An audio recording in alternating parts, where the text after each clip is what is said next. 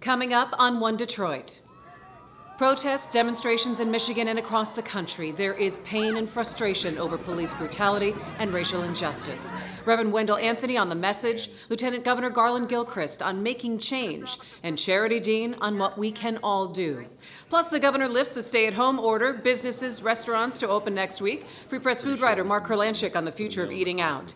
And then Macomb County Exec Mark Hackle on small businesses adjusting to opening. I'm Christy McDonald. Join me. One Detroit is coming up. Support for this program provided by W.K. Kellogg Foundation, a partner with communities where children come first.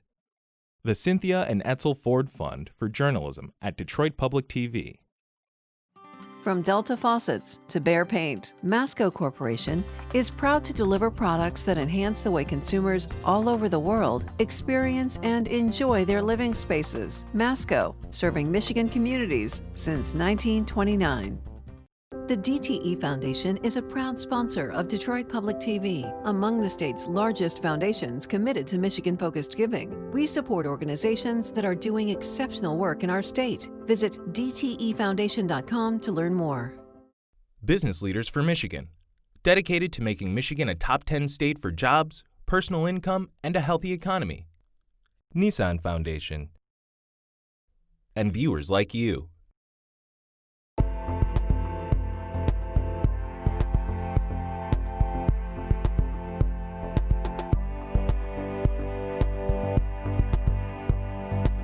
Welcome to One Detroit. I'm Christy McDonald. Thanks so much for joining me. It has been a week. From demonstrations across the country and here in Michigan protesting racial injustice, to the news that the stay-at-home order has been lifted. Gatherings are fair game, restaurants, retail are set to open up, and it's the reality of living with the risk of COVID-19.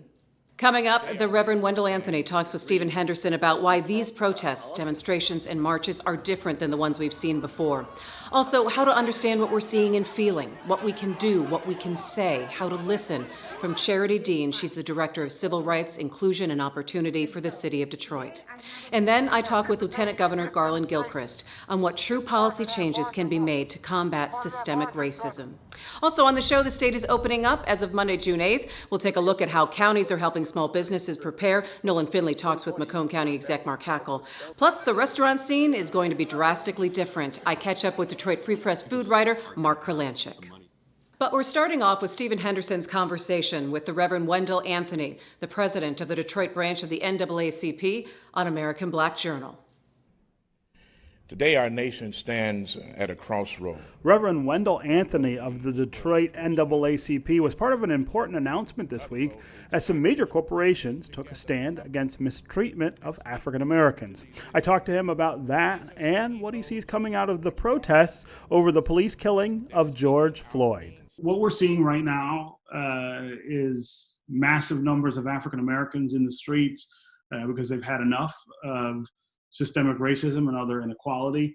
We also see in a lot of cases some white Americans out in the streets with them lending support to that disruption. What we don't see is the disruption to white America that I think we need to see in order for change to happen. I think we need white America to feel disrupted by systemic racism. And I think we need white America to feel disrupted by the things that are happening in order for change to actually take place. How do we get to that point? On the one hand, you see a diversity of protesters, young whites, blacks, Asians, Latinos, Hispanic, and that's good. We want the diversity. You see some older whites and blacks involved. But until it touches you directly, you're not impacted by that. Then the police ain't killing white people.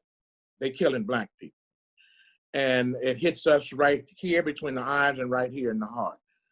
I think legitimately there are many whites who feel that, but their lives have not been disrupted to the degree that you talked about. I also think that when it comes to property and things of that nature, because they are so predominant in the business and entrepreneur area, that does affect them. Bottom line is money. America is a capitalist society. We run on that. It is indeed unusual to have CEOs to stand up publicly and declare their solidarity with those who are peacefully marching, exercising their First Amendment rights. Like all the leaders here today, we want to be part of meaningful, deliberate change.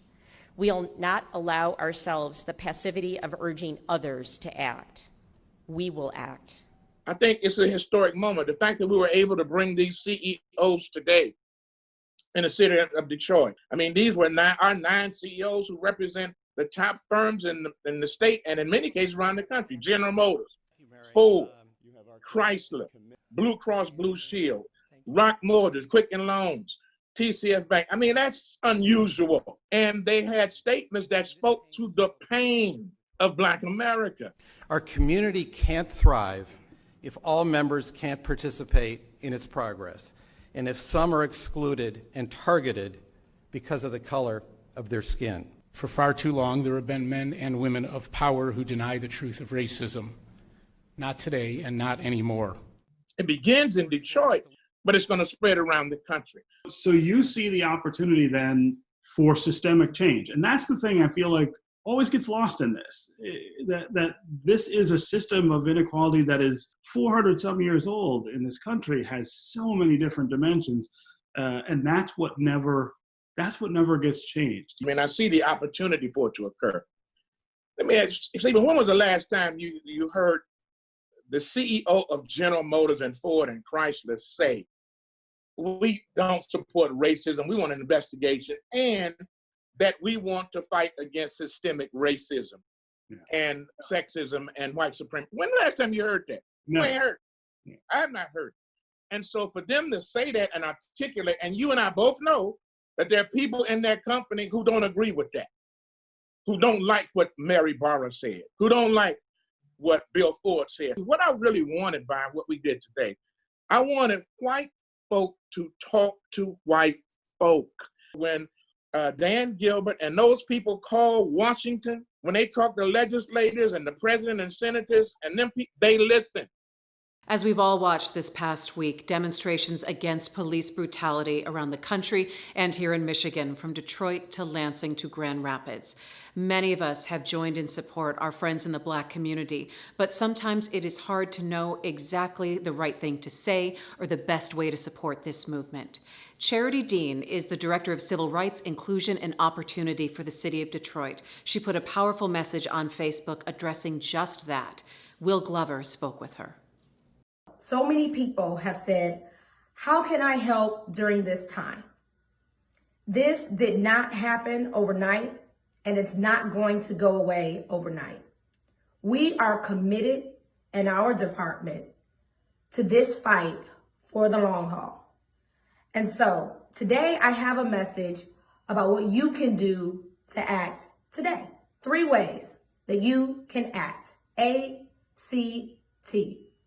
You can acknowledge, you can confront, and you can talk. Acknowledge pain, confront bias, and talk. So just, I guess, expand on that a little bit for me. How did you come to that? And, what made you decide to post the message in the first place? Obviously, our country is hurting, but I was hurting. As a Black woman in a Black city, leading a civil rights department, I was torn, I understood the frustration and the anger that I saw, but also was like heavily burdened with how do we respond. And it's really odd, as Black people, we are burdened with the pain, but also are burdened with the drive to fix the problem that is burdening us. It's a unique situation that we're in, but there are so many people, and mostly actually people that have reached out that were not people of color, and they said, what can we do? And so acknowledging the pain is really the first step. You can't really have a conversation with someone if they don't realize that racism is real.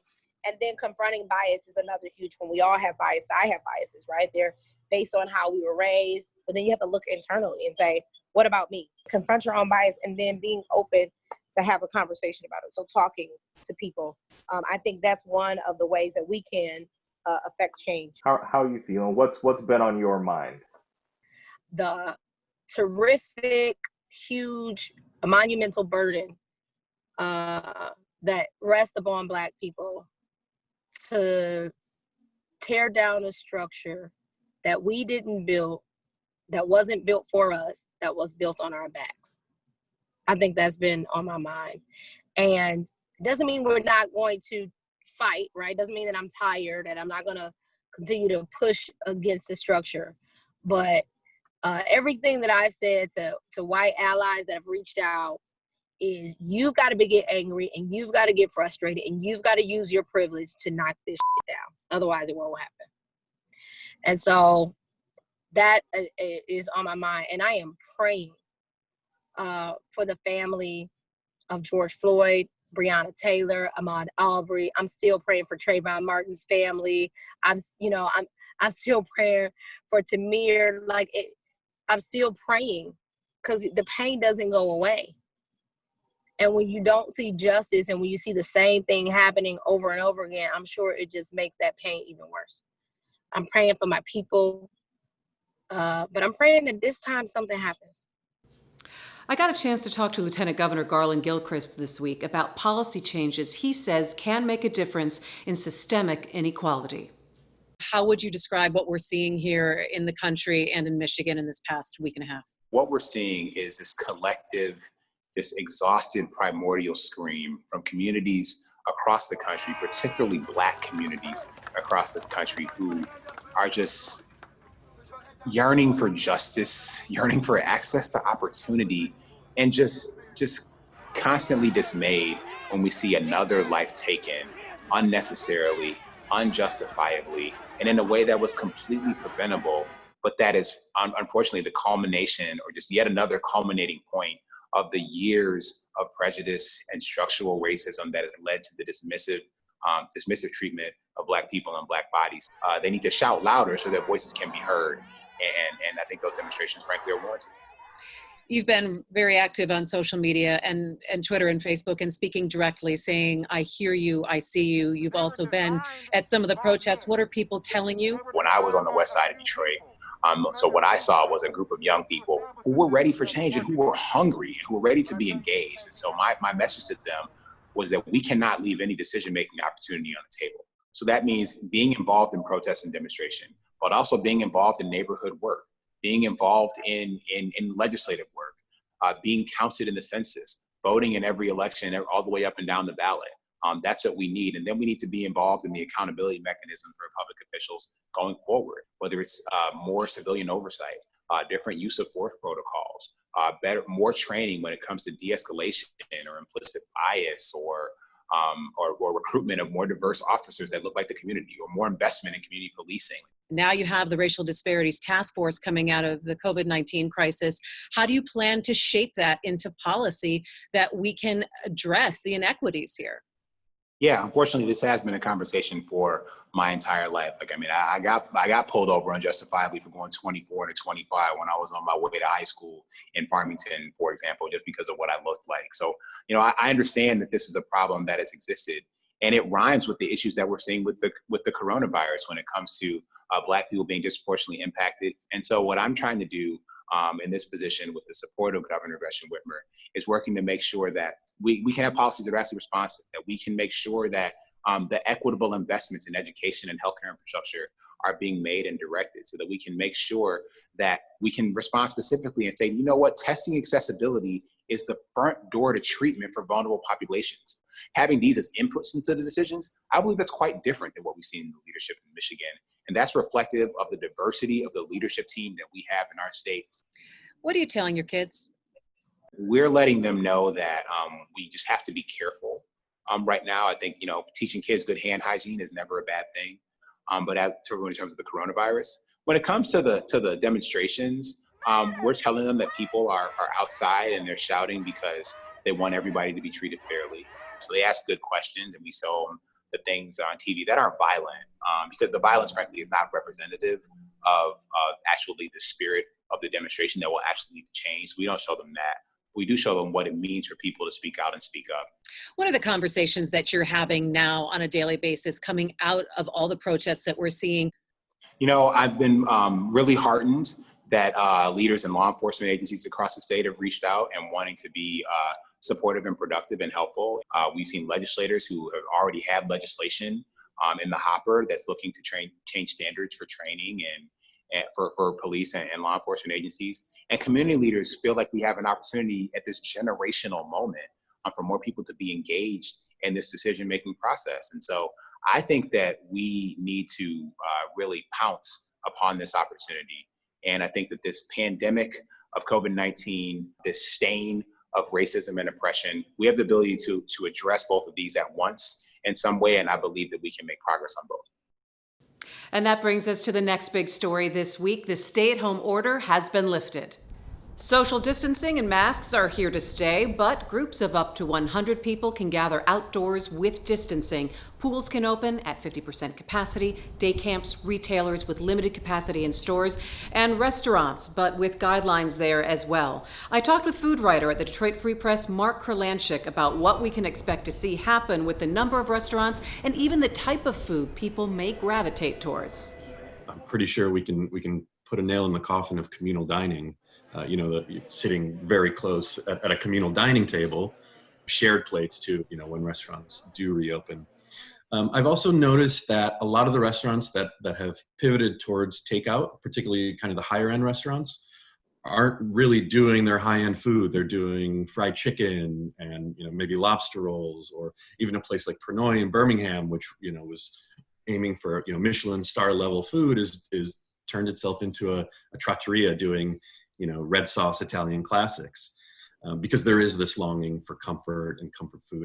I think that anywhere from a quarter to a third of our beloved restaurants probably won't make it, or at least won't make it in the long term. I think before COVID hit, we were already seeing a little bit of a slowdown in this kind of explosion of new places. There was a saturation. I really, I don't know that fine dining is going to fare well in the future. I think because of this return to comfort, people just aren't going to have the money to support those types of places. And what I've seen so far is folks who are doing a brisk carryout service pre-COVID are the ones who are doing well right now. And I think that that's only going to increase. I think people are just going to continue to do carryout and delivery, at least, for the foreseeable future. Nolan Finley talked with Macomb County Executive Mark Hackle on what businesses on the east side are doing to get ready to open. You think the process of getting the state back up and running is going too slowly, particularly when it comes to small businesses. I think everybody was on board when the governor decided, essential versus non-essential, shut things down. And obviously the whole premise back then was flatten the curve because we didn't want the hospitals being inundated with the number of cases, and less contact with people, the better. So everybody, followed along that. But now that the curve has been flattened, and I say that because in Macomb County, it has been flattened incredibly. When you think about, the average of cases we had, 202 a day, now we're less than 9 a day. When it came to the deaths, we were about 30 a day, and now we're looking at 1.2 per day. Nobody wants to see anybody get sick. My big dilemma and my big concern is asking on behalf of businesses here in Macomb County, what is it that they need to look forward to so they can open in a very concise way? Our businesses here in Macomb County are going to be reasonable and responsible. They have been part of the solution. They're going to continue, but they need to understand what is it going to take to get there. There's a lot of problems with our economy right now. Small businesses are begging for some relief, and we can't expect the federal government, when our budgets become a problem, to solve this problem. Local government is going to have to figure this out. State government is going to have to figure this out. And if that economy isn't up and running, we got ourselves some serious problems in the years to come. What sort of shortfall is Macomb County looking at? Believe it or not, we have a savings as a result of what's happened because of the overtime savings, the less prisoners in our jail. We put together a very sound budget to begin with. So 2020, we're balanced. Our balanced budget will be a balanced budget with somewhat of a surplus. But the problem is moving into 2021, 2022. We're not backfilling some of the vacancies we have. We're talking to our department heads as well as our countywide officials saying, listen, there is going to be a challenge coming 2021, 2022. So get ready. You may not get some of those positions back, within your budget. And there may be some other things we're going to be asking of you. But the question is, are we going to get some of that state revenue sharing? I doubt it. And so they're going to need that or use that to shore up their shortfall. And then where are they going to get the rest? Some major cuts at the state level because say to the federal government, we need you to bail us out or pay for this. I seriously doubt that's going to happen. And so the economy is a big issue right now, and we've done what was asked of us, and that's flatten the curve. I mean, significantly. And so trust businesses that will do the right thing if given the chance. You have a lot of businesses on the edge, can't wait another week, another 2 weeks, and survive this thing? They're very worried. And the other part of that, Nolan, is knowing when so they can prepare themselves for it. You don't just on a Friday do a press conference and then expect Monday we're going to open. Businesses need more lead time to do that. They need to be prepared, and they have to figure out how they call back staff. What about some of the supplies that they need? So there's a lot of things that go into reopening or restarting a business, and we're working with them right now. PPE. We're getting all the businesses here in Macomb County the PPE. They have to send in some kind of a request to our planning department. We're stockpiling that and getting it to them as soon as we can. The question about, but we don't want a secondary peak. We don't want to see a second wave. We were caught off guard as a nation at the beginning of this, at the onset. Here in Michigan, we were able to safeguard that because really there wasn't a need for the TCF facility or the no-life facility. Hospitals now are saying, hey, we're doing elective surgeries. We're laying people off.